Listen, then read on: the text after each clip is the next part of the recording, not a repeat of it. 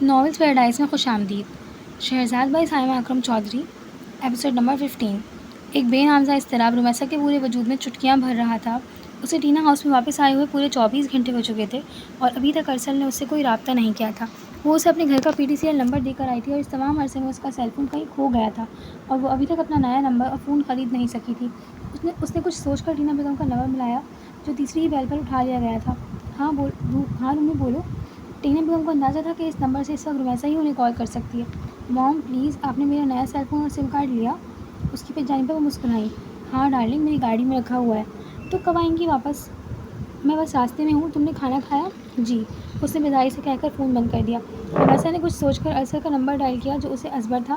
اس کی کال پہلی بیل پر کاٹ دی گئی۔ رومیسا کے دل پر گھونسا سا پڑا۔ اس نے کچھ سوچ کر دوبارہ اس کا نمبر ملایا جو اس دفعہ اٹینڈ کر لیا گیا تھا۔ ارسل کہاں ہو؟ رومیسا بات کر رہی ہوں، وہ بےتابی سے گویا ہوئی۔ آئی ایم سوری یار، میں اس وقت کسی اہم مسئلے میں الجھا ہوا ہوں، رات کو اسی نمبر پر کال بیک کروں گا۔ ارسل نے مزید اس کی کوئی بھی بات سنے بغیر کال کاٹ دی، جس سے اسے ایک دفعہ پھر دھچکا سا پہنچا۔ رومیسا نے بیزاری سے کارڈ لیس فون کاؤچ پر پھینکا اور لاؤنج میں ٹہلنے لگی۔ ٹھیک 5 منٹ کے بعد لاؤنج کا دروازہ کھلا اور شہزاد کا مسکراتا ہوا چہرہ برآمد ہوا۔ بلیک جینس پر وہ ریڈ کلر کا بڑا اسمارٹ سا سویٹر پہنے اور خاصی اسٹائلش لگ رہی تھی۔ Hi Romi, how are you? Shahzad نے آگے بڑھ کر بے ساختہ اس کے گالوں پر پیار کیا۔ فائن۔ رومی کا دل اس وقت افسردگی کے گہرے تاثرات کے زیر تحت تھا، لیکن وہ پھر بھی زبردستی مسکرا دی۔ اچانک اس کی نظر شہزاد کے پیچھے کھڑے ایک ہینڈسم سے نوجوان پر پڑی جو پولیس یونیفارم میں تھا۔ ارتضیٰ، یہ ہے میری کیوٹ سی سسٹر رومیسا۔ شہزاد نے تعارف کی رسم نبھاتے ہوئے اس شخص کو مخاطب کیا۔ ہائے رومیسا، کیسی ہیں آپ؟ ارتضیٰ حیدر نے دوستانہ انداز میں اپنا ہاتھ اس کی طرف بڑھایا۔ رومی نے ہلکا سا ہاتھ چھو کر سوالیہ نگاہوں سے شہری کی طرف دیکھا۔ ارتضیٰ حیدر کے ساتھ یہ اس کی پہلی باضابطہ ملاقات تھی۔ یہ ارتضیٰ حیدر ہیں، میرے بہت اچھے دوست۔ رومیسا نے مسکرا کر اس کے ان کہے سوال کا جواب دیا۔ تمہارا روہیل والا کیس یہی فالو کر رہے ہیں، یہ تم سے کچھ سوالات پوچھنا چاہتے ہیں۔ کیسے سوال؟ رومیسا تھوڑی سی خوفزدہ ہوئی تو دونوں نے چونک کر اس کی طرف دیکھا۔ ارے آپ ڈر کیوں رہی ہیں؟ آپ کیوں ڈرا رہی ہیں انہیں؟ میں ایسا کچھ نہیں کرنے والا۔ ارتضیٰ نے اسے تسلی دینے کی کوشش کی۔ رومی میری بہن ہے، ڈرتی نہیں بلکہ لوگوں کو ڈراتی ہے۔ شہزاد نے مسکرا کر اس کی طرف دیکھا اور مزید گویا ہوئی۔ رومی تم ارتضیٰ کو کمپنی دو، میں اپنے 1-2 ڈاکومنٹس لے کر آتی ہوں ابھی۔ شہزاد دانستہ اسے ارتضیٰ کے پاس چھوڑ کر اپنے کمرے میں آ گئی۔ وہ چاہتی تھی کہ ارتضیٰ اس سے بے تکلف انداز میں ساری باتیں پوچھ سکے جو اس کے کیس میں آئندہ اس کے کام آ سکتی تھیں۔ اپنے کمرے میں آ کر وہ بڑے سکون سے فریش ہوئی۔ بال میں برش کر کے اس نے 1-2 ڈاکومنٹس اپنے لیپ ٹاپ سے USB میں کاپی کیے اور تقریباً 20-25 منٹ کے بعد وہ لاؤنج میں آئی تو ارتضیٰ اکیلا بیٹھا ہوا پرسکون انداز میں چائے پی رہا تھا۔ ارے رومی کہاں گئی؟ وہ حیران ہوئی۔ اس کی کوئی کال آ گئی تھی، ابھی گئی ہے یہاں سے، اس نے لاپرواہی سے جواب دیا۔ کال؟ کہاں پر؟ اس کے پاس تو ابھی سیل فون ہی نہیں۔ وہ چونکی تو ارتضیٰ بھی تھوڑا سنبھل کر بیٹھ گیا۔ PTCL پر؟ اوہ اچھا، یہ بتائیں کہ کیا نتیجہ نکلا ساری گفت و شنید کا؟ شہزاد نے سنجیدگی سے پوچھا۔ آپ کو شاید اچھا نہ لگے، وہ محتاط انداز میں گویا ہوا۔ مطلب؟ وہ الجھ گئی۔ رومیسا بہت سی باتوں میں جھوٹ بول رہی ہے۔ ارتضیٰ کی بات پر شہزاد کو شوق لگا۔ وہ سوالیہ نگاہوں سے اس کی طرف دیکھنے لگی۔ ایسے لگتا ہے جیسے وہ اس اغوا کے کیس میں کسی کو دانستہ طور پر بچانا چاہتی ہو۔ ارتضیٰ کے منہ سے نکلنے والی اس بات نے شہزاد کے چھکے چھڑا دیے اور اسے لگا جیسے کسی نے اس کی قوت گویائی سلب کر لی ہو۔ اس کے دماغ میں آندھیاں سے چلنے لگی۔ ہو سکتا ہے ارتضیٰ آپ کو غلط فہمی ہوئی ہو۔ شہزاد کا دل بے شمار اندیشوں کی آماجگاہ بن گیا تھا، لیکن اس نے بڑی سرعت سے خود کو سنبھالا۔ ارتضیٰ حیدر جو شہزاد کے لان میں اس کے عین سامنے چائے کا مگ ہاتھ میں پکڑے اس کو بڑی گہری نگاہوں سے دیکھنے میں مگن تھا، وہ اندازہ کر سکتا تھا کہ اس وقت اس کے اندر کس قسم کے چمار باٹھے اٹھ رہے ہوں گے۔ غلط فہمی؟ سوال ہی پیدا نہیں ہوتا۔ اس نے پراعتماد نظر سے شہزاد کی آنکھوں میں جھانکا۔ لیکن آپ کیسے اتنے حتمی انداز میں کہہ سکتے ہیں؟ وہ ہلکا سا گھبرا کر گویا ہوئی۔ اس لیے کہ رومیسا سہگل مجھے گولی کروانے کے چکروں میں ہے۔ اس نے ہاتھ میں پکڑا مگ اپنے دونوں ہاتھوں میں گھمایا۔ لیکن انہیں شاید اندازہ نہیں تھا کہ میں ان کی ساری گفتگو ریکارڈ کر چکا ہوں، جسے کوئی بھی سینسیبل بندہ بھی ایک دفعہ بھی سنے گا تو اسے اندازہ ہو جائے گا کہ وہ اپنے بیانات کیسے منٹ بعد تبدیل کر رہی ہے۔ ارتضیٰ نے اس دفعہ قدرے تفصیل سے بتایا۔ ہو سکتا ہے وہ آپ کے سامنے کنفیوز ہو رہی ہو۔ شہزاد بھی بیرسٹر تھی، اسے مطمئن کرنا کون سا آسان تھا۔ ہاں، وہ اس بات پر ضرور کنفیوز تھیں کہ انہیں کون سی بات بتانی چاہیے اور کون سی نہیں۔ وہ مسکرایا۔ مطلب؟ شہزاد نے الجھ کر اس کا چہرہ دیکھا۔ مطلب یہ کہ وہ اس سارے معاملے میں کوئی بڑی بات ہم سے چھپا رہی ہیں اور یہ چیز خدا نخواستہ کل کو اس کے خلاف بھی جا سکتی ہے۔ کم از کم آپ تو سمجھ سکتی ہیں یہ بات۔ ارتضیٰ نے سنجیدگی سے پوچھا۔ ہاں، یہ بات تو واقعی پریشانی والی ہے، شہزاد نے سنجیدگی سے جواب دیا۔ لیکن ایک بات دیکھ لیں اصل بات بہت جلد نکل کر سامنے آ جائے گی، لیکن ہمیں تھوڑا صبر سے کام لینا پڑے گا کیونکہ اس موقع پر اگر ہم نے کوئی سختی کی تو رمیسا بہت زیادہ محتاط ہو جائے گی۔ ٹھیک کہتے ہیں آپ۔ شہزاد کو نہ چاہتے ہوئے بھی اس سے متفق ہونا پڑا۔ چلنا چاہیے اب مجھے ایک آفیشیل ڈنر پر جانا ہے۔ وہ چائے کا خالی کپ میز پر رکھ کر کھڑا ہوا تو شہزاد نے پھیکے سے انداز میں مسکرا دی۔ اس کی نظریں بظاہر ارتضیٰ حیدر پر تھیں لیکن ذہن رمیسا والی گتھی سلجھانے میں مگن تھا۔ شہری وہ پوچھ میں کھڑی اپنی جیب کی طرف بڑھتے ہوئے پلٹا تو وہ ٹھٹک کر رک گئی۔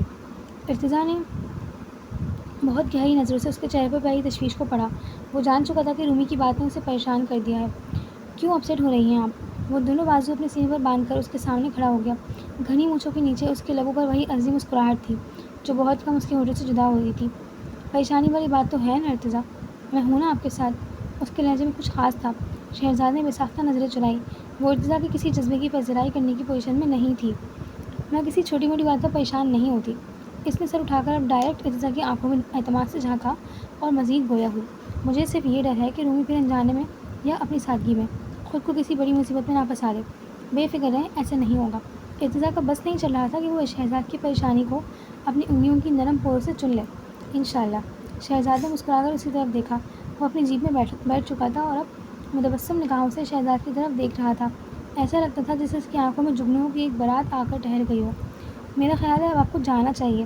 شہزاد کے جتاتے ہوئے انداز پر وہ تھوڑی سی خفت کا شکار ہوا اور جلدی سے اپنی جیپ اسٹارٹ کی۔ Take care. اس کی گاڑی گیٹ کی طرف رینگنے لگی۔ ارتضیٰ نے جیپ کا شیشہ نیچے کر کے شہزاد پر ایک الوداعی مسکراہٹ اچھالی اور تیزی سے اپنی جیپ نکال کر لے گیا۔ وہ اسے خدا حافظ کہہ کر پورچ سے واپس لان کی طرف پلٹی اور پچھلے 1 گھنٹے سے وہاں ڈھل کر شہزاد کی ٹانگیں شل ہو چکی تھیں۔ ارتضیٰ کی باتوں نے اس کا سارا سکون برباد کر دیا تھا۔ وہ جانتی تھی کہ اس کا اندازہ غلط نہیں ہے لیکن اس کا دل یہ ماننے سے بھی انکاری تھا کہ رمیسا کوئی بڑی بات ان لوگوں سے چھپا سکتی ہے۔ اس نے کچھ سوچ کر حمزاد کا نمبر ڈائل کیا جو تیسری بار پر اٹھا لیا گیا۔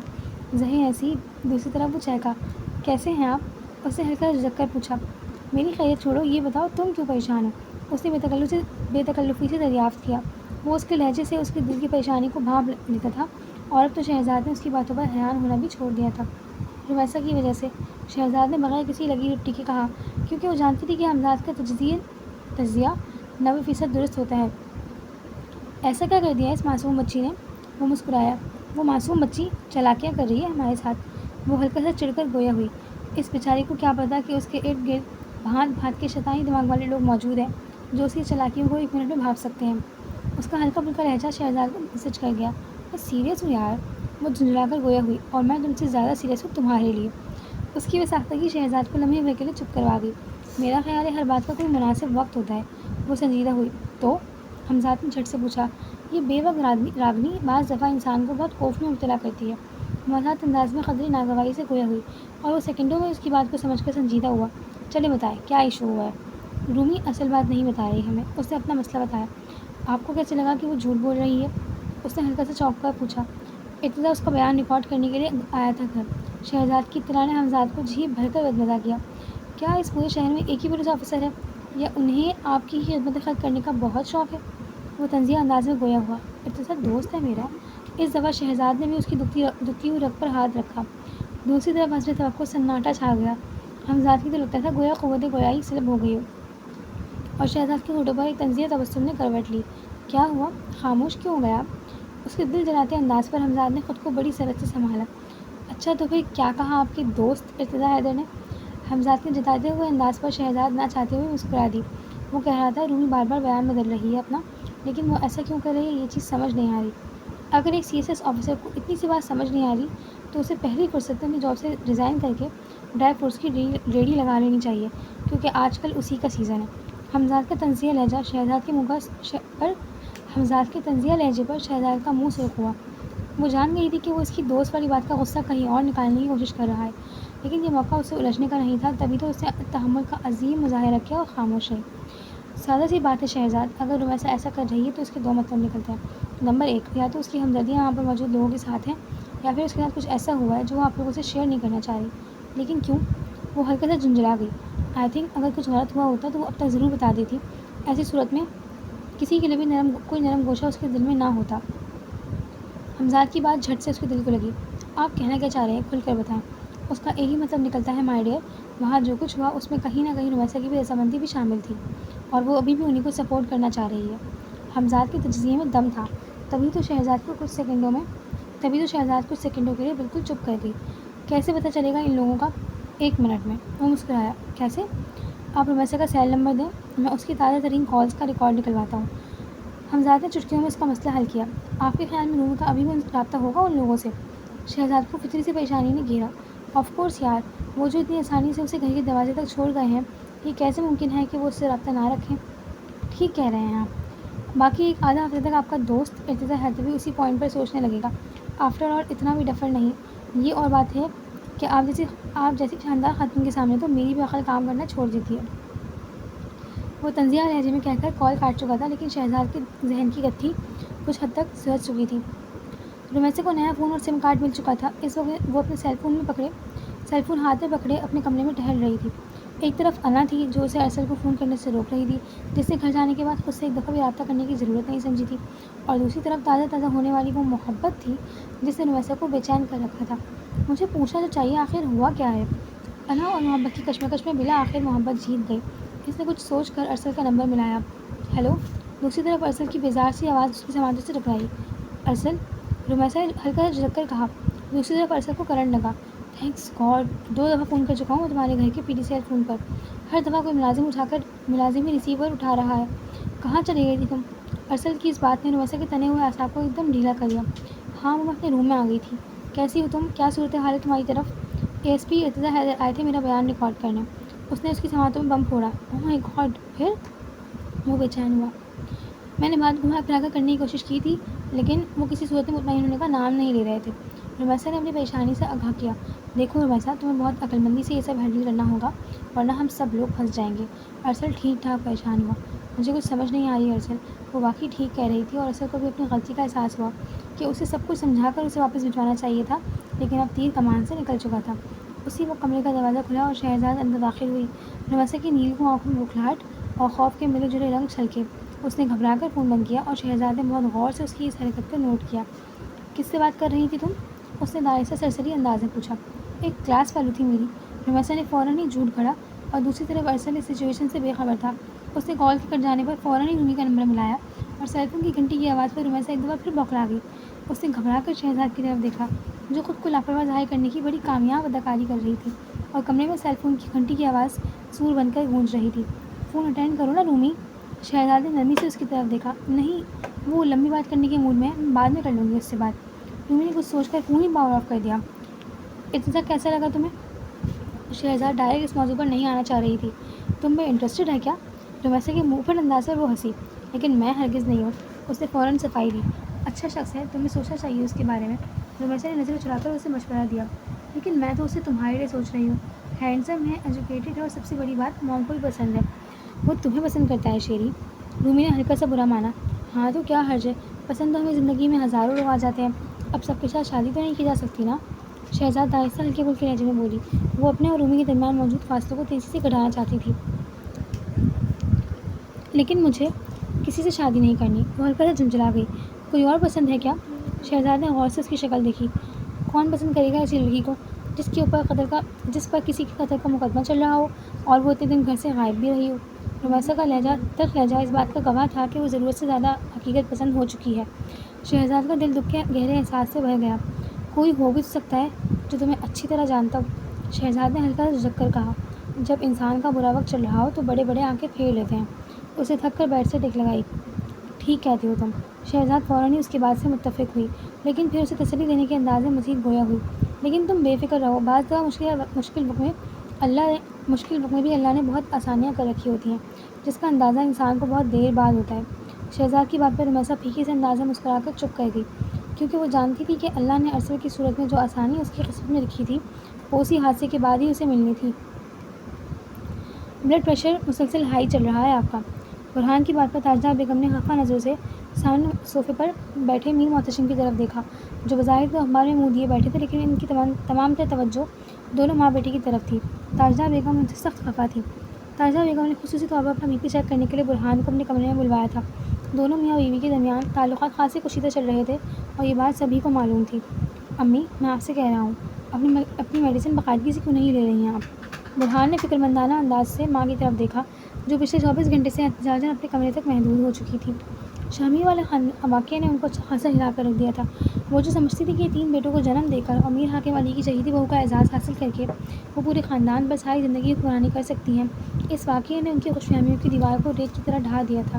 اپنی اس طویل شادی شدہ زندگی میں انہوں نے پہلی دفعہ اپنے میاں کا وہ روپ دیکھا تھا جسے دیکھنے کی ان کی دونوں دیورانیوں کی خاصی حسرت تھی، لیکن وہ بڑی عقلمندی کے ساتھ سارے معاملات کو لے کر چل رہی تھی۔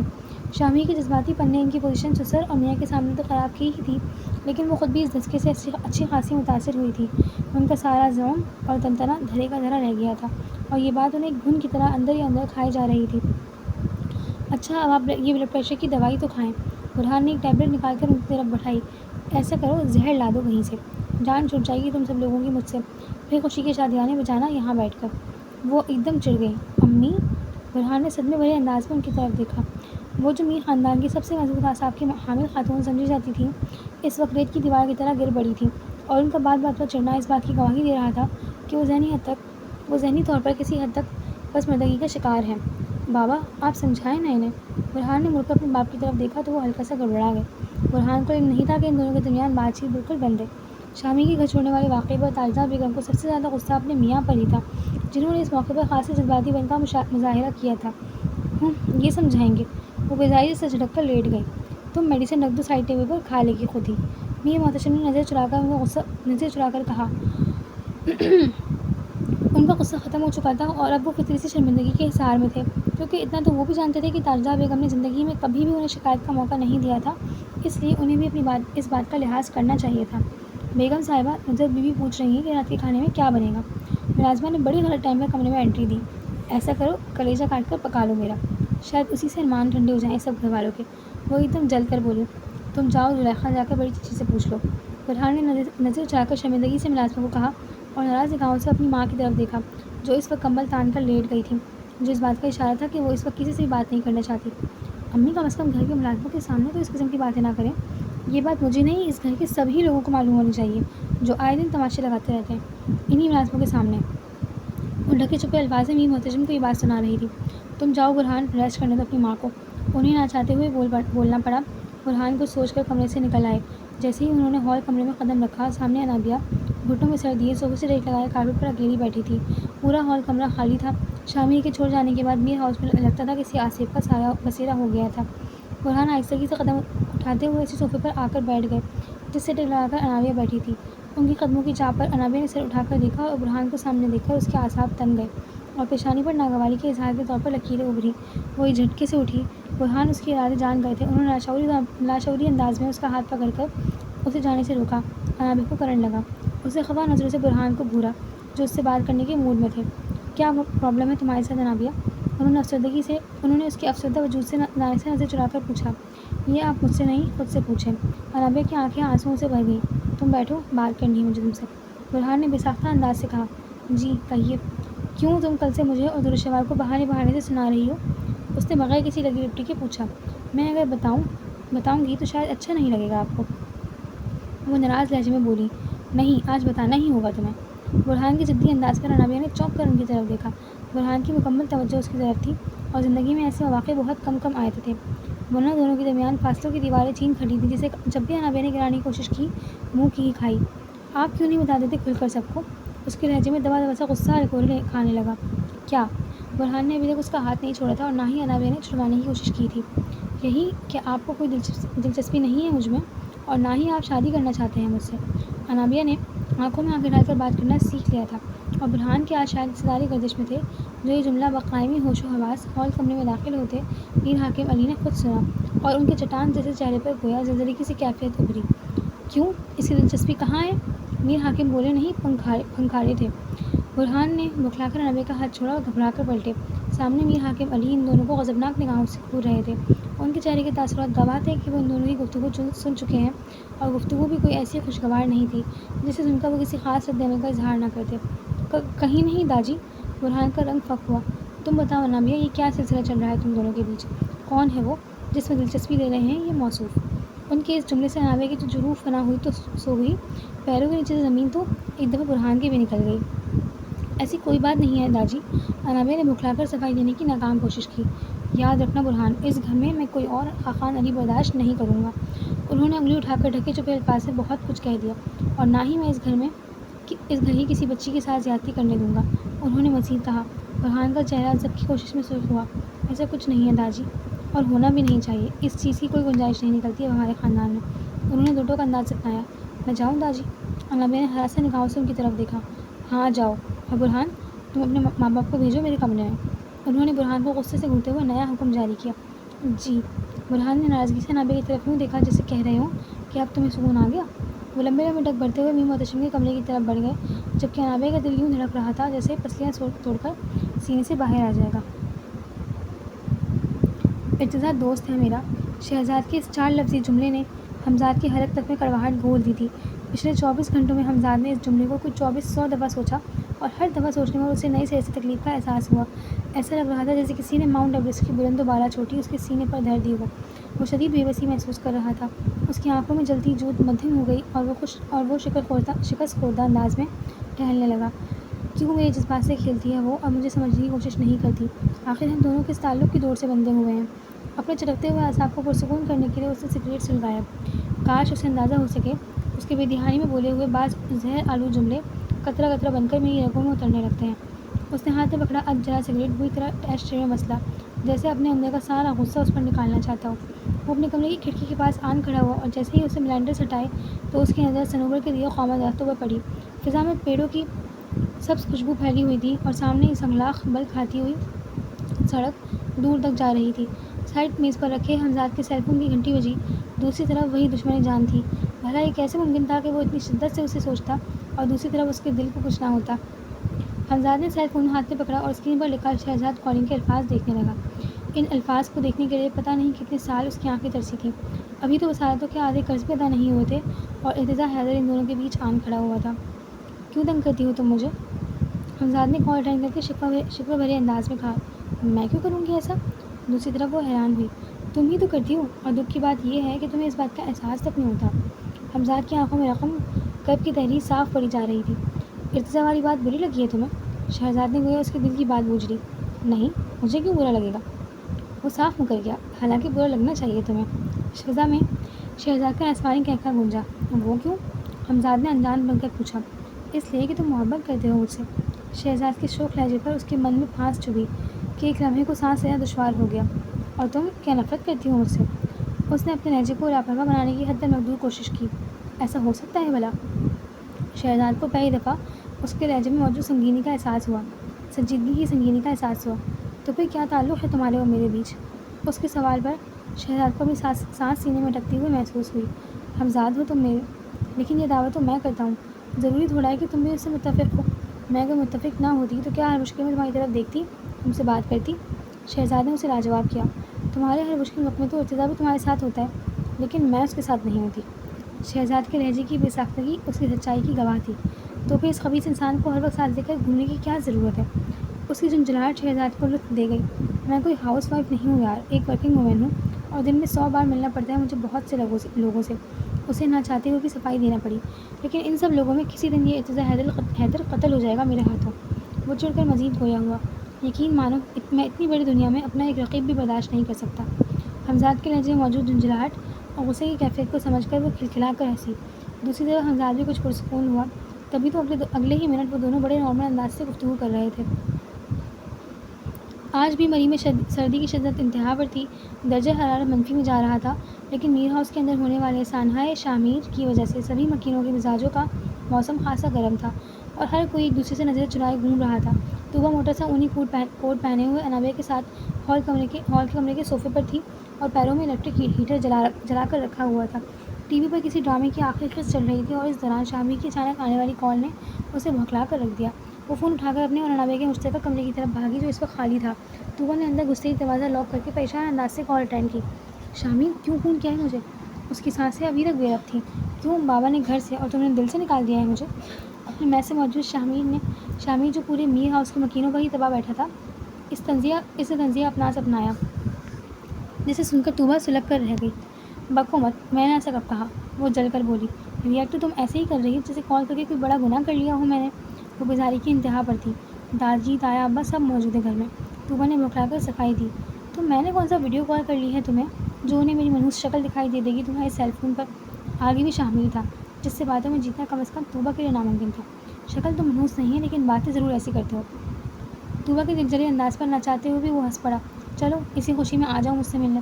اس کی اگلی فرمائش پر طوبا کا دماغ پھک کر کے اڑا۔ بھانگ تو نہیں پی لی تم نے سردی کی شدت کو کم کرنے کے لیے؟ نہیں، تمہاری محبت کا نشہ ہی اتنا اسٹرانگ ہے کہ اس کے سامنے دنیا بھر کے نشے بے معنی ہیں۔ وہ پٹری سے اترا۔ شاہمیر، یہ فضول باتیں کرنے کے لیے فون کیا ہے تم نے؟ نہیں، تمہیں یہ بتانے کے لیے آج شام 7 بجے GPA چوک پر انتظار کروں گا میں تمہارا۔ لیکن میں کیسے آ سکتی ہوں؟ اس نے گھبرا کر وال کلاک پر ٹائم دیکھا۔ شام کے 5 بج رہے تھے۔ جیسے دورشیوار اور نمیرہ کے ساتھ سارا دن گھومتی رہتی ہے ان روڈز پر۔ وہ لاپرواہی سے گویا ہوا۔ ان کو بھی ساتھ لے آؤں کیا؟ طوبا کی اگلی بات نے اسے جی بھر کر بدمزہ کیا۔ خبردار، کسی کو بھی نہیں بتاؤ گی تم۔ ان کو بھی لے آؤں؟ شاہمیر نے چڑھ کر اس کی نقل اتاری۔ لیکن کس لیے بلوا رہے ہو تم؟ کچھ دینا ہے تمہیں؟ وہ پرسرار انداز میں گویا ہوا۔ طوبا کے کان کھڑے ہوئے۔ کیا؟ یہ تو تم آؤ گی تو پتہ چلے گا تمہیں۔ وہ بھی ابھی کچھ بتانے کے موڈ میں نہیں تھا۔ بہت مشکل ہے میرو، آج بابا، داجی اور دایا ابا سب موجود ہیں گھر میں۔ بے فکر رہو، شام کو ایک مسٹر کے یہاں ڈنر ہے ان کا، یہ تینوں نکل جائیں گے گھر سے 2 گھنٹوں میں۔ شامی کی بات پر وہ کچھ پرسکون ہوئی۔ تمہیں کس نے بتایا؟ ارسل کے علاوہ کون بتا سکتا ہے مجھے؟ لیکن چھوڑو، پھر آ رہی ہوں نا؟ اس نے منہ بنا کر دوبارہ تصدیق چاہی۔ شامی، ڈر لگ رہا ہے مجھے۔ بیوقوف لڑکی، میں آ جاتا تمہیں لینے، لیکن تمہیں پتہ ہے نا سنگل روڈ ہے اور سارے دن بابا اور داجی کی گاڑیاں اسی سڑک پر گھومتی رہتی ہیں۔ کسی نے دیکھ لیا تمہیں میرے ساتھ تو شامت اب کی بات تمہاری ہی آئے گی۔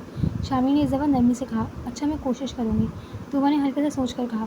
کوشش نہیں کرنی، آنا ہے تمہیں۔ دوسری طرف وہ ہلکی سی ناراضگی سے گویا ہوا تو طوبا نے نہ چاہتے ہوئے بھی حامی بھر ہی لی، لیکن فون مل کے وہ ٹھیک ٹھاک پریشان ہو چکی تھی کیونکہ اسے اب یہ سوچنا تھا کہ وہ کیا بہانہ بنا کر گھر سے نکلے گی۔ رومیسا گود میں رکھے لیپ ٹاپ پر آج کافی عرصے بعد سوشل میڈیا کھنگال رہی تھی۔ فیس بک پر شوبز کے ایک پیج پر لگی ٹینا بیگم اور سیف الرحمان کی تصویر دیکھ کر اسے دھچکا لگا۔ آنکھیں ضبط کی کوشش میں لال ہوئیں۔ اس کے جسم میں دوڑتے خون کے اندر اشتعال اور غسل مارنے لگا۔ اس کا خیال تھا کہ اتنے بڑے سانحے سے گزرنے کے بعد اب ٹینا بیگم کافی حد تک سدھر گئی ہوں گی، لیکن اس خبر کو دیکھتے ہی رومیسا کی خوش فہمی بھاپ بن کر فضاؤں میں تحریر ہو گئی۔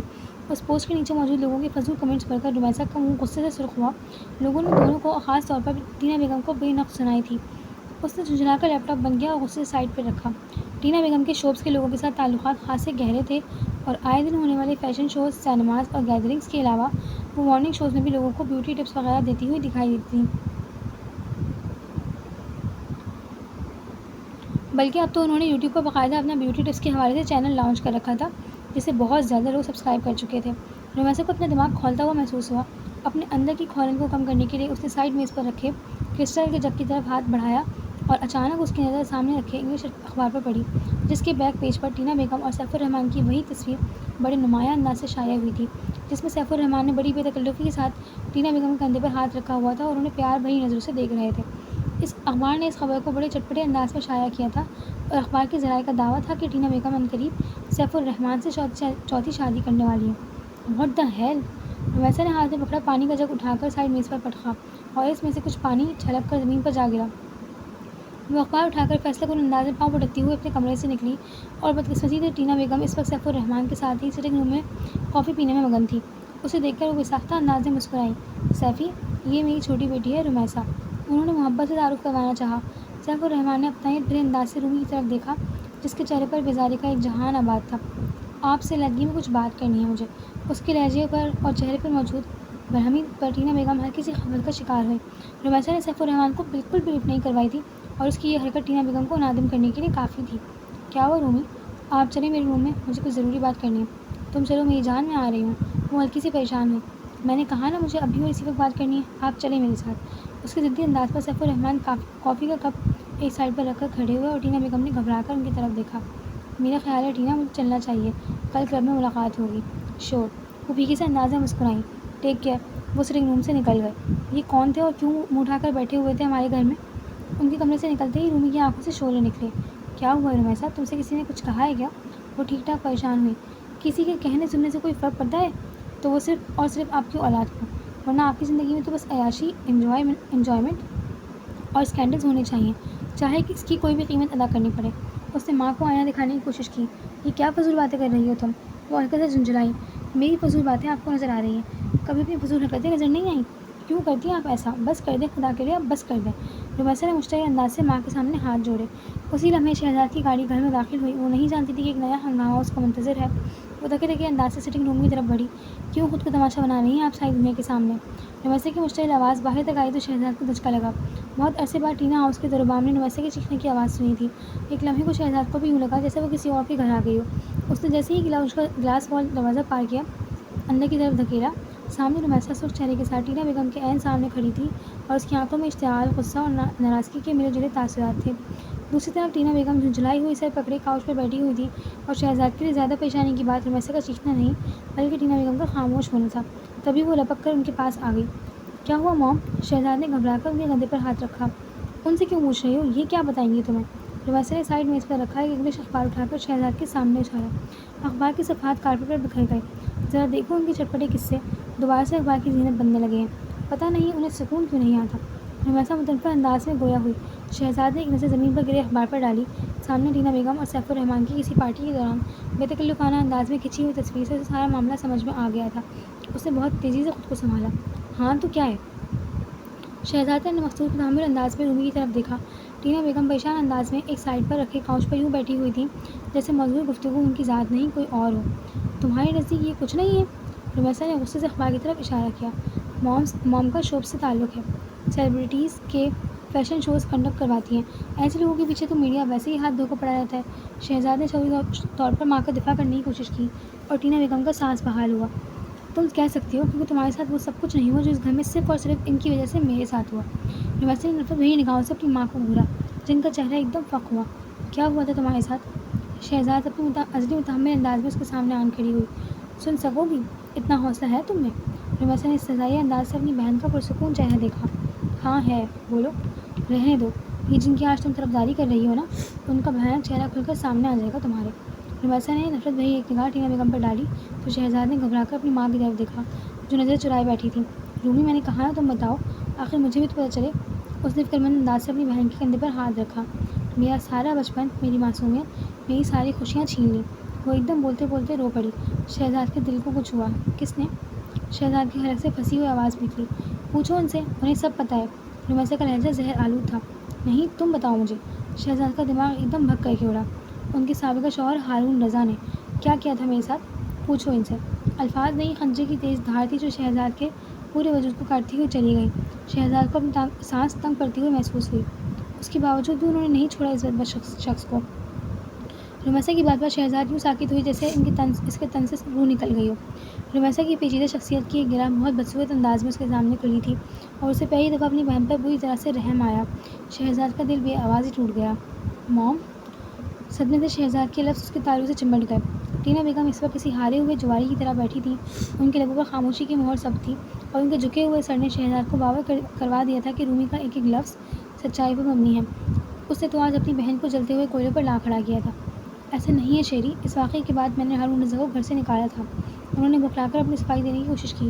شہزاد کو یاد آیا جب وہ پاکستان آئی تو تب ہارون علیحدہ گھر میں شفٹ ہو چکے تھے۔ لیکن اس درندے کا اپنے گھر میں آنا تو بند نہیں کیا تھا نا آپ نے؟ رومی نے لفظوں کا ایک اور چابک ان پر برسایا۔ وہ شوہر تھا میرا، میں نہیں روک سکتی تھی اسے۔ ان کے ہر انداز میں بے بسی کا رنگ غالب تھا۔ آپ کی جگہ میں ہوتی تو اس شخص سے منہ پر تھوکنا بھی پسند نہیں کرتی۔ رومی متنفر انداز میں کہتے ہوئے اپنے کمرے کی طرف بڑھ گئی۔ ٹرسٹ میں شیری، میں نے بہت لعن طعن کی تھی اور دوبارہ اس شخص کو اپنے گھر میں رات رکنے کی کبھی اجازت نہیں دی۔ انہوں نے لپک کر شہزاد کا ہاتھ پکڑ کر اسے صفائی دینے کی کوشش کی، لیکن شہزاد خود بھی اس وقت حواسوں میں نہیں تھی۔ آہستگی سے ان کا ہاتھ پیچھے کر کے سرنگ روم سے باہر نکل آئی۔ اسے اپنے ہی گھر میں گھلن کا شدید احساس ہو رہا تھا۔ اسے لگا کہ وہ 2 منٹ بھی اس چھت کے نیچے کھڑی رہی تو اس کا دم گھٹ جائے گا۔ اوائل جنوری کے دن تھے اور شام ڈھل رہی دامن کوہ کی پہاڑوں پر تیرگی کا بسیرا ہو جاتا۔ رات کے 9 بج رہے تھے اور دامن کوہ پکنک پوائنٹ پر اکا دکا لوگ، یہاں پر سیکیورٹی گارڈز ہی موٹے اونی کوٹ پہنے گھوم رہے تھے۔ بے تحاشا سردی کی شدت نے لوگوں کو اپنے گھروں تک محدود کر دیا تھا۔ شہزاد نے ہلکا سویٹر پہنا ہوا تھا اور وہ موسموں کی شدت سے بے نیاز، صدمے بھرے انداز میں سنگ مرمر کے بینچ پر تنہا بیٹھی ہوئی تھی۔ اس کے دماغ میں رمیسا کے جملوں نے ایک بھونچال برپا کر رکھا تھا۔ اسے پہلی دفعہ ماں بیٹی کے درمیان موجود رشتے میں نفرت کی دیوار کے پار کھڑی بدصورت سچائی نظر آئی تھی، اور وہ جو ہمیشہ رمیسا کو بدتمیز، بدلحاظ اور ناسمجھ سمجھتی تھی، اس کے وہم و گمان کی آخر سرحدوں پر بھی نہیں تھا کہ وہ اپنے ساتھ اس قدر خوفناک ماضی لیے گھومتی ہوگی۔ ہارون رضا اس کی توقع سے کہیں زیادہ گھٹیا اور گرا ہوا انسان نکلا تھا۔ میرا سارا بچپن، میری معصومیت، میری ساری خوشیاں چھین لی۔ شہزاد کو جیسے ہی رومی کا جملہ یاد آیا اس کا دل گویا کسی شکنجے میں کس گیا۔ تم کہہ سکتی ہو کیونکہ تمہارے ساتھ وہ سب کچھ نہیں ہوا جو اس گھر میں صرف اور صرف ان کی وجہ سے میرے ساتھ ہوا۔ رومی کی اس بات پر اسے مالگرا کی ساری پہاڑیاں اپنے اوپر گرتی ہوئی محسوس ہوئی۔ انتہائی سرد موسم میں اسے وہاں اکیلے بیٹھے ہوئے پورے 40 منٹ ہو چکے تھے، لیکن دل و دماغ ابھی تک اس شوق سے باہر نہیں نکلا۔ ایسا لگتا تھا جیسے زندگی میں کوئی بھونچال سا آ گیا ہو جس نے ہر چیز کو تہس نہس کر کے رکھ دیا ہو۔ رمیسا جس قیامت سے آج سے کئی سال پہلے گزری تھی، وہ شہزاد کے وجود میں آج قطرہ قطرہ بن کر داخل ہو رہی تھی۔ اس زہریلی سچائی نے اس کے سارے وجود کو نیلا کر دیا تھا۔ دل و دماغ کسی کھولن کی زگ میں تھا اور آنسو بغاوت پر اترے ہوئے۔ دامن کوہ کی سرسبز پہاڑیوں پر رات اپنا بستر بچھا چکی تھی اور ہر طرف گہری تاریکی کا راج تھا۔ دور کہیں گھنے درختوں میں گیدڑوں اور بندروں کے بولنے کی آوازیں رات کے سناٹے میں عجیب سا تاثر پیدا کر رہی تھیں۔ شہزاد اس وقت رات کی تاریکی، موسموں کی شدت اور جنگلی جانوروں کے خوف سے بے نیاز تھی۔ پورے سال خاموشی میں سیل فون کی آواز اسے حقیقت کی دنیا میں لے آئی۔ دوسری طرف حمزاد تھا۔ ہیلو! شہزاد کا گلگوئی لہجہ دوسری طرف حمزاد کو بے چین کر گیا۔ تم رو رہی ہو شہزاد؟ نہیں تو؟ اس نے اپنے بازو کی پشت سے بے دردی سے اپنے آنکھوں کو رگڑ کر صاف کیا۔ دنیا میں یہ واحد شخص تھا جس کے سامنے وہ لاکھ پردوں میں نہا ہو کر بھی عیاں ہوتی تھی، اب اس نے اس کے سامنے چھپنا ہی چھوڑ دیا تھا۔ کیا ہوا شہزاد؟ تم رو کیوں رہی ہو؟ پلیز بتاؤ مجھے ضرورت ہے تمہاری۔ وہ نہ چاہتے ہوئے بھی رو پڑی اور دوسری طرف حمزاد کو لگا جیسے کسی نے اس کا دل کاٹ کر خنجر کی نوک پر رکھ دیا ہو۔ اس کا پورا وجود یوں لرز رہا تھا جیسے آندھی کی زد میں ہو یا کوئی خشک گھاس کا تنکا ہو۔ کہاں ہو تم؟ وہ مضطرب ہوا۔ دامن کوہ میں۔ اس وقت؟ وہ اچھا خاصا پریشان ہوا۔ ٹیک اٹ ایزی پلیز، میں آ رہا ہوں۔ حمزاد نے فون بند کیا اور شہزاد نے ایک لمبی سی سانس بھر کر اپنے اندر کے گھٹن کو باہر نکالنے کی کوشش کی۔ ابھی اسے فون پر بات کیے ہوئے 2 منٹ ہی ہوئے تھے جب اس نے رات کے اندھیرے میں دامن کوہ کے بلند و بالا درختوں میں 2 لوگوں کو ایک دوسرے کے پیچھے بھاگتے دیکھا۔ شہزاد گھبرا کر کھڑی ہو گئی۔ اسی وقت فضاؤں میں گولی چلنے کی آواز کے ساتھ انسانی چیخ گونجی اور ساتھ ہی درختوں پر موجود پرندے خوفزدہ انداز میں فضاؤں میں اڑے۔ شہزاد بینچ سے اٹھ کر بے ساختہ کی موٹی سی درخت کی آڑ میں کھڑی ہو گئی۔ فضاؤں میں چونکہ تاریکی کا راج تھا، لیکن چاند کی روشنی میں اس نے دیکھا وہ کوئی 2-3 لمبے تڑنگے مرد تھے جو درختوں سے نکل کر سامنے آئے۔ ہی از نو مور، لیٹس موو۔ ایک مرد زور سے چیخا اور ساتھ ہی فضا میں بھاگتے دوڑتے قدموں کی آوازیں گونجنے لگی۔ شہزاد بھی گھبرا کر اٹھی۔ اس کی چھٹی حس کسی بڑے خطرے کی گھنٹی بجا چکی تھی۔ دامن کوہ کے سارے ریسٹورینٹ اس وقت بند تھے اور اکا دکا روشنیاں ہی دکھائی دے رہی تھیں۔ وہ بکھلائی ہوئی درختوں کے درمیان بنی ہوئی ایک چھوٹی سی روش پر تیز تیز چلنے لگی۔ اندھیرے میں اس کا پاؤں کافی دفعہ الجھا، لیکن اس نے اپنے حواس قابو میں رکھے۔ شہزاد کو درختوں میں چھپے ہوئے جنگلی جانوروں کا بھی خوف تھا کہ کوئی اچانک اس پر حملہ نہ کر دے، اور سیل فون کی روشنی کسی کو بھی اس کی موجودگی سے آگاہ کر سکتی تھی۔ اسی لیے وہ چاند کی مدھم روشنی میں خوفزدہ انداز کے ساتھ پارکنگ کی طرف بڑھ رہی تھی۔ رمیسا والا سارا معاملہ کچھ لمحوں کے لیے اس کے ذہن سے بالکل نکل گیا۔ اسے اپنی بے وقوفی کا شدت سے احساس ہوا کہ اسے رات کے اس پہر یہاں اکیلے آنا ہی نہیں چاہیے تھا۔ ایک نوجوان کا قتل ہوا ہے، اللہ جانے کون ہے بیچارہ۔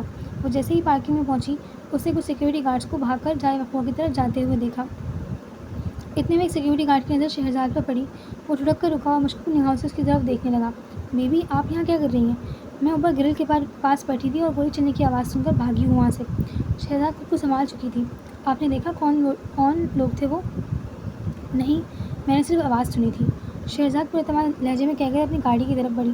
اس کے پراعتماد انداز میں سیکورٹی گارڈ تھوڑا مطمئن ہوا، اور جب وہ اپنی گاڑی چلا کر دامن کوہ سے نیچے کی طرف جا رہی تھی، تب اس نے پولیس کی ایک وین کو اوپر جاتے ہوئے دیکھا۔ وہ جیسے ہی اپنی اسٹریٹ میں داخل ہوئی، اس کے سیل فون پر حمزاد کا نمبر بلنک ہوا۔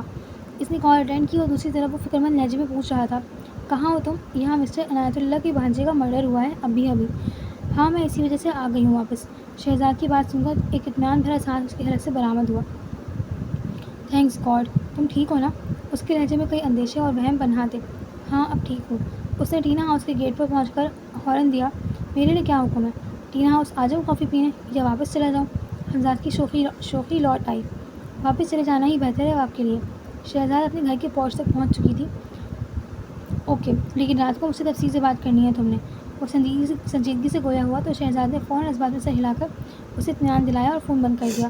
وہ ایک دفعہ پھر اسی جگہ پر پہنچ چکی تھی جہاں آج اس پر زندگی کی سب سے بدصورت حقیقت کا ادراک ہوا تھا۔ پورے گھر پر سناٹے کا راج تھا۔ ٹینا بیگم اور رومی دونوں ہی اپنے کمرے میں جا چکی تھیں۔ تو وہ پچھلے 1 گھنٹے سے پورے گھر میں بولائی ہوئی پھر رہی تھی۔ داجی کے کمرے میں ہونے والی میٹنگ خاصی طویل ہو چکی تھی اور باہر سردی کی شدت میں اضافہ ہوتا جا رہا تھا۔ وہ شامی سے ملنے کا وعدہ تو کر چکی تھی، لیکن اب وہ اسے زندگی کی سب سے بڑی بیوقوفی لگ رہی تھی۔ کوئی مسئلہ ہے تمہارے ساتھ؟ مونگ پھلیوں کی پلیٹ گود میں رکھے بیٹھی نمیرہ نے طنزیہ انداز سے اس کی طرف دیکھا۔ نہیں تو؟ وہ بھکلا کر اوپر والے پورشن میں چلی آئی اور اس نے کچھ سوچ کر پچھلے راؤنڈ کی طرف جاتی ہوئی سیڑھیوں کے استعمال کا سوچا۔ وہ ایک لمبا چکر کاٹ کر جب گیٹ پر پہنچی تو چوکیدار نے حیرانگی سے اس کی طرف دیکھا، لیکن پوچھنا مناسب نہیں سمجھا۔ پورا مری اس وقت اندھیرے میں ڈوبا ہوا تھا، بجلی کا کوئی بڑا بریک ڈاؤن ہوا تھا، اس لیے گھروں اور دکانوں میں ہر طرف جنریٹروں کے چلنے کی آوازیں تھیں اور تازہ ترین ہونے والی برف باری کی وجہ سے سڑکوں پر پھسلن بھی کافی زیادہ تھی۔ شامی کے بچے نے کس مصیبت میں ڈال دیا؟ وہ دن ہی دن میں اسے کوستی ہوئی مال روڈ کی طرف بڑھ رہی تھی۔ اچانک ایک برف کی ڈھیری سے اس کا پاؤں پھسلا اور وہ دھڑام سے سڑک پر جا گری۔ کوئی نوکیلا پتھر اس کی کمر میں چبھا اور اس کا پاؤں بہت برے سے انداز میں مڑا اور اس کے منہ سے ایک چیخ نکلی۔ وہ ٹھنڈی نم سڑک پر بہت بےہودہ انداز سے گری تھی اور یہ بھی شکر تھا کہ سامنے سے ہاتھی کی گاڑی نے اسے گرتے دیکھ کر بڑی مہارت سے بریک لگائی، ورنہ رات کے اندھیرے میں وہ انہی کی گاڑی کے نیچے آ کر کچل جاتی۔ او مائی گاڈ، کیا ہوا آپ کو؟ وہ دونوں بھکلا کر گاڑی سے اترے اور گاڑی کی ہیڈ لائٹس کی روشنی میں انہوں نے اسے پہچان بھی لیا تھا۔ میرا پاؤں، طوبا درد کی شدت سے رو پڑی۔ میرا خیال ہے کوئی مسل پل ہوا ہے ان کا، ہادی نے فکر مند لہجے میں ساتھ سے کہا۔ تو پھر تو ہاسپٹل لے جانا ہوگا ان کو۔ پلیز خاتون، آپ کو تھوڑی ہمت کرنا ہوگی۔ ہادی نے آگے بڑھ کر اسے سہارا دیا۔ وہ بمشکل کھڑی ہوئی، تکلیف کا احساس اس کے چہرے کے ایک ایک نقش سے نمایاں تھا اور وہ بار بار کرا رہی تھی۔ ہادی اور سعد نے اسے اپنی گاڑی میں بٹھایا اور پاس ہی ڈاکٹر کی کلینک پر لے گئے۔ جتنی ان کی تکلیف ہے، مجھے تو یہ سیدھا سادہ فریکچر لگ رہا ہے، آپ کو ایکس رے کروانا ہوگا۔ اس وقت کلینک پر ڈاکٹر کا اسسٹنٹ موجود تھا، جس نے طوبا کے چیخوں پکار کے دوران بمشکل اس کے پاؤں کا جائزہ لیا تھا۔ اب کیا کریں؟ ہادی نے پریشانی سے سعد کا چہرہ دیکھا۔ آپ پلیز شامی کو کال کریں میرے سیل فون سے، وہ آ جائے گا۔ طوبا نے بازو کی پشت سے اپنے آنسو صاف کرتے ہوئے کہا۔ کہاں ہے آپ کا فون؟ سعد نے حیرانگی سے پوچھا۔ او مائی گاڈ، میرا کلچ کہاں ہے؟ طوبا نے بھگلا کر دائیں بائیں ہاتھ مارا۔ میں نے تو ایسی کوئی چیز نہیں دیکھی تھی آپ کے ہاتھ میں۔ سعد کے اس جملے نے طوبا کی پریشانی کو بڑھا دیا۔ میرا خیال ہے وہ وہیں گر گیا ہے۔ طوبا نے گھبرا کر اپنا سر پکڑ لیا۔ کوئی بہت قیمتی چیز تھی اس میں؟ ہادی نے اسے روتے دیکھ کر گھبرا کر کہا۔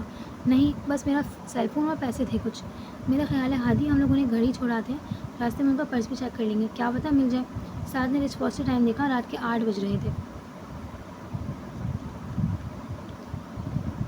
کمپاؤنڈر نے طوبا کے پیر کی بینڈیج کر دی تھی، لیکن وہ اتنا سوج چکا تھا کہ اب جوتے میں آنا ناممکن تھا۔ سعد اور ہادی نے اسے سہارا دے کر دوبارہ گاڑی میں بٹھایا۔ راستے میں انہوں نے رک کر طوبا کا پرس بھی تلاش کرنے کی کوشش کی، لیکن وہ شاید کسی کے ہاتھ لگ چکا تھا، کیونکہ طوبا کا نمبر بن جا رہا تھا۔ آپ پلیز مجھے گھر چھوڑ دیں۔ طوبا کو پاؤں میں تکلیف کا احساس بڑھتا ہی جا رہا تھا۔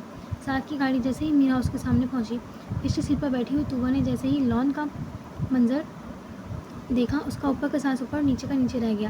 وہ بے ساختہ پیچھے کو ہو کر بیٹھ گئی۔ سڑک چونکہ اونچائی پر تھی اور گھر خاصی ڈلوان پر تھا، اس لیے باہر سے اندر کا منظر صاف نظر آتا تھا۔ داجی اس وقت برآمدے میں لکڑیاں جلائے کچھ مردوں کے ساتھ برا جوان تھے اور یہ کسی صورت بھی ممکن نہیں تھا کہ طوبا گیٹ سے اندر داخل ہوتی اور داجی کی اور مہمانوں کی نظروں سے بچ جاتی۔ پلیز گاڑی اپنے گھر لے جائیں، طوبا نے بھکلا کر کہا، اور ہادی اور سعد بھی ایک لمحے میں ساری سچویشن سمجھ گئے۔ لیکن اب ہمارے گھر جا کر کیا کریں گی؟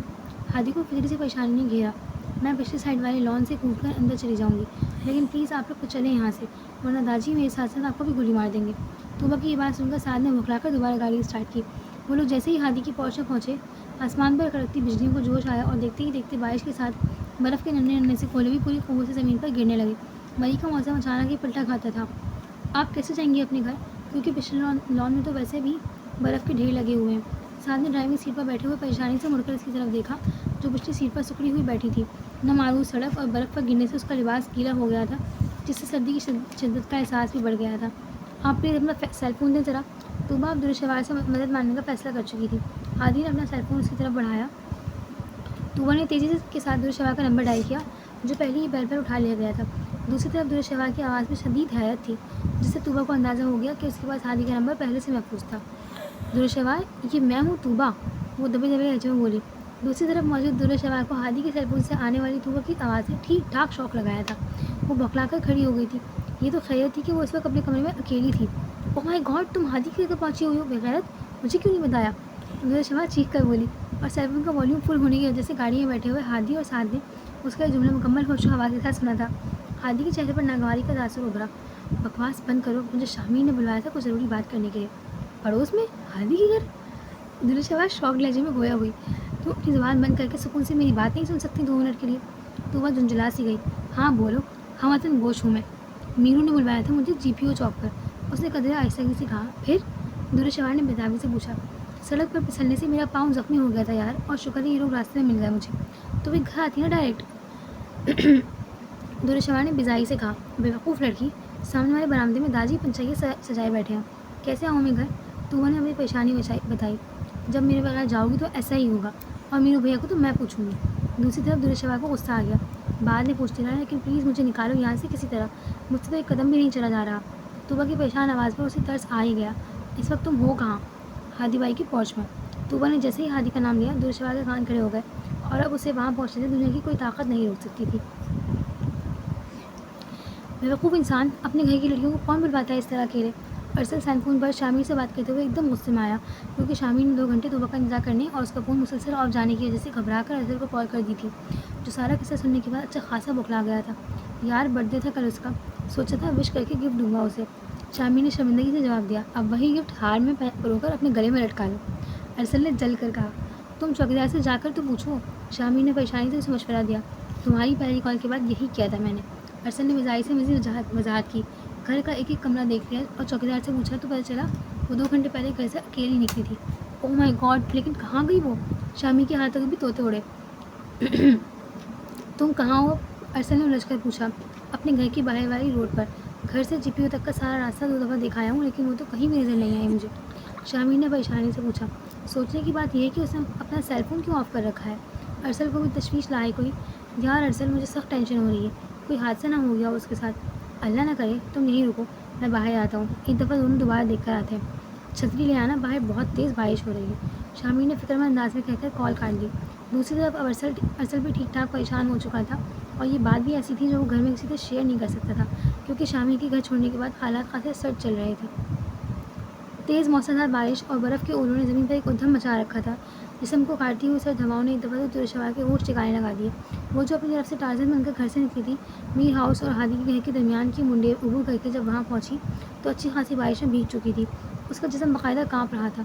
मजबूरन हादी और साथ को उन्हें पौध से सिटिंग रूम में लाना पड़ा, जहाँ आतिशदान जलने की वजह से माहौल काफ़ी गर्म था, और दुर्शवा का बस नहीं चल रहा था कि वो आतिशदान के अंदर घुस कर बैठ जाए। ये कॉफ़ी पिए गरम गरम, साथ में मुस्कुराते हुए छोटी सी ट्रेन दोनों के आगे रखी। हादी दुर्शवार तूबा को मुकम्मल तौर पर नज़रअंदाज किए एक साइड पर रखे सोफे पर बैठा अपने सेलफोन पर मसरूफ़ था, और दुर्शवार बार बार किनकियों से उसकी तरफ देख रही थी। और ये कैसे मुमकिन था कि हादी उसकी इस हरकत को नोट न करता? वो कोप भरे अंदाज में 2 दफ़ा पहले बदल चुका था। घर कैसे जाएंगे? बाहर तो तेज़ बारिश है। तूबा ने परेशानी से दुर्शवार की तरफ देखा, जो इस वक्त ऐसे रिलैक्स अंदाज में बैठी जैसे अपने किसी करीबी रिश्तेदार के यहाँ रहने के इरादे से आई हो। जब तक बारिश नहीं रुकती मैं तो हरगिज़ नहीं जाऊँगी। दुर्शवा के बुलंद आवाज़ में किए गए ऐलान पर हादी ने घबरा कर साथ की तरफ देखा, जैसे कह रहा उस लड़की का दिमाग तो नहीं ख़राब हो गया? बारिश अगर सुबह तक न रुकी तो क्या यहीं बैठे रहेंगे? तूबा ने हल्का सा झुंझलाकर दबे दबे अंदाज में कहा, ज़रा बाहर निकल कर देखो, लग पता जाएगा।